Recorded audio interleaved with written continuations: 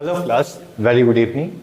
Shivam Kaushik this side, and from today onwards what we are going to do, so we are going to solve the PYQs of mathematics which has been asked in the year 2025. ठीक है, 2025 के पूछे हुए questions हम लोग करने वाले हैं और मैं आपको थोड़ा सा ब्रीफली ये बता दूं हम लोग ये क्वेश्चंस कैसे करेंगे। हम लोग one question at a time लेंगे और उस क्वेश्चन से रिलेवेंट जो भी थ्योरी होगी हम वो भी सीख लेंगे। ठीक है ना, तो आप लोग एक काम करो, be ready with your pen and paper and make a proper notes of what we are going to discuss here. ठीक है ना, आप वो कॉन्सेप्ट्स भी नोट कर लेना, इससे आपकी थ्योरी भी रिवाइज हो जाएगी और साथ साथ आप ये क्वेश्चन भी प्रैक्टिस कर लेना। ठीक है ना, और मैं एक और बात बता दूं, इन क्वेश्चंस की इंपॉर्टेंस ये है क्योंकि ये पिछले साल के आए हुए क्वेश्चंस है और सीबीएसई ने खुद ये क्वेश्चंस पूछ रखे हैं। ठीक है ना, तो ये आपके मोस्ट रिलेवेंट क्वेश्चंस भी हैं, तो आप इन क्वेश्चंस की प्रैक्टिस तो सबसे पहले कर लो। ठीक है ना, so we are going to solve one question at a time and let's proceed with the first question here. Okay, so first question states if alpha and beta are the zeros of the polynomial 3x square plus 6x plus k such that alpha plus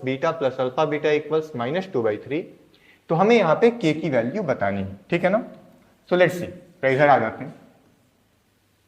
तो मैं अगर concept revise करने की बात करूं तो let's see, अगर हमारे पास एक 2 डिग्री पॉलिनोमियल है that is ax square plus bx plus c, ठीक है ना, ये हमारे पास एक 2 डिग्री पॉलिनोमियल है और इसमें आपको कंडीशंस यहाँ पे पता होते हैं कि यहाँ पे a की वैल्यू 0 नहीं होनी चाहिए। क्यों नहीं होनी चाहिए? क्योंकि अगर a की वैल्यू 0 हो गई तो ये पूरा का पूरा टर्म ही क्या हो जाएगा, ये पूरा का पूरा टर्म ही आपका वैनिश हो जाएगा। ठीक है ना, सो लेट्स सी, यहाँ पे आपके a की वैल्यू 0 नहीं होनी चाहिए। ठीक है ना, लेट्स सी, अगर मैं ये बोल लूं कि ये आपका पॉलिनोमियल है और इसके दो जीरोस कौन से हैं, अगर मैं इसके जीरोस की बात करूं तो इस पॉलिनोमियल के दो जीरोस हैं अल्फा एंड बीटा। ठीक है, तो मैं आपको बता दूं, आप लोगों ने ये पढ़ा भी होगा कि पॉलिनोमियल्स में जीरोस और कोएफिशिएंट्स के बीच में एक रिलेशन होता है। ठीक है ना, तो मैं वो सेम रिलेशन आपको बताने वाला हूं फॉर अ 2 डिग्री पॉलिनोमियल। तो एक 2 degree polynomial ax square plus bx plus c में जिसके जीरोस अल्फा और बीटा हैं, दो कंडीशंस होते हैं। पहला कंडीशन होता है alpha plus beta equals minus B by A और दूसरा कंडीशन होता है alpha beta equals C by. I hope you have record this concept. आप लोगों ने जब भी पढ़ा होगा आप लोगों ने ये वाला कॉन्सेप्ट तो पढ़ा ही होगा। ठीक है, तो इसी पे ये पहला क्वेश्चन है एंड लेट्स सी, जब हमें ये बात पता चल गई कि ये पॉलिनोमियल होता है, उसके जीरोस अगर अल्फा बीटा है तो ये आपके जीरोस और कोएफिशिएंट्स के बीच में रिलेशनशिप होता है। तो यहां पे अगर मैं क्वेश्चन पे ध्यान दूं तो क्वेश्चन में इन्होंने ये बोला है कि अल्फा प्लस अल्फा बीटा ये वैल्यू माइनस 2/3 के इक्वल है। चलो भाई ये भी लिख लेते हैं। यहां पे इन्होंने ऑलरेडी बोल रखा है कि अल्फा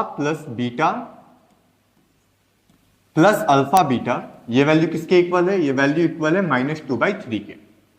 लेट्स सी दैट। अब आपको पता है कि अल्फा प्लस बीटा किसके इक्वल होता है, अल्फा प्लस बीटा इक्वल होता है माइनस बी बाई ए के।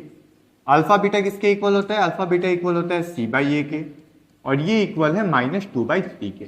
तो आप अगर थोड़ा सा दिमाग लगाओ, आपको दिख रहा है कि सर यहां भी डिनोमिनेटर ए है, यहां भी डिनोमिनेटर ए है, तो हम क्या कर सकते हैं, we can take LCM. Okay, आप यहाँ पे एलसीएम लोगे तो वो भी ए के ही इक्वल आएगा ना। तो अगर मैं थोड़ा सा यहाँ पे ठीक से ध्यान दूं, second let me erase it, तो आपको पता है यहां कि a आपका यहां पे कॉमन डिनोमिनेटर हो सकता है। ठीक है भाई, ये बन गया माइनस बी प्लस सी और ये वैल्यू आ गई माइनस 2/3 के इक्वल। आपको अब ये पता है कि अगर हमारे पास ये एक स्टैंडर्ड पॉलिनोमियल हुआ तो इसको अगर आप ax square plus bx plus c से कंपेयर करते हो तो आपको abc की वैल्यू मिल जाएगी। तो यहाँ पे आप देखोगे कि a की वैल्यू किसके इक्वल है, a की वैल्यू 3 के इक्वल है, b की वैल्यू 6 के इक्वल है और c की वैल्यू k के इक्वल है। ये तीन वैल्यूज आपको ऑलरेडी पता है। तो आप बस क्या करोगे, ये जो वैल्यूज आपको पता चली हैं इसे आप चुपचाप इस गवर्निंग इक्वेशन में यहां पे पुट कर दो। तो a की वैल्यू क्या होने वाली है, a की जगह हम यहां पे 3 पुट कर देते हैं, b की वैल्यू 6 है तो इट वुड बी -6, c की वैल्यू क्या होने वाली है, c की वैल्यू होगी k के इक्वल और ये बनेगा माइनस 2/3। एंड आप लोगों को पता है कि आफ्टर ट्रांसपोजिशन ये 3 और ये 3 तो कैंसिल हो जाएंगे। तो आपके पास जो एक सिंपल स्वीट इक्वेशन बचा है वो क्या है, वो इक्वेशन है आपका -6 प्लस के इक्वल्स -2।